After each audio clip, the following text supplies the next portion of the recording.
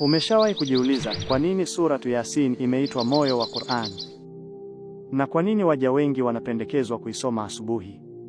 Leo nitakueleza siri kubwa ya surati hii tukufu na faida zake kwa maisha yako ya kila siku. Ni miongoni mwa suratu mashuhuri sana katika Qur'an. Mtume Muhammad sallallahu alayhi wasallam aliitaja kuwa qalbul Qur'an, moyo wa Qur'an. Kuisoma asubuhi huleta utulivu wa moyo, hifadhi kutoka kwa balaa na kufunguliwa kwa riziki. Wale wanaozoea kuisoma suratu Yasin kila asubuhi wameshuhudia mambo yao kuwa mepesi, riziki kufunguliwa na siku zao kujaa baraka. Kwa nini?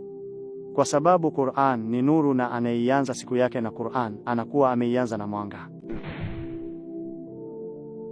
Kusoma suratu Yasin hakumaanishi tu kusoma kwa midomo, bali ni kuisoma kwa kutafakari na kuamini ahadi za Allah.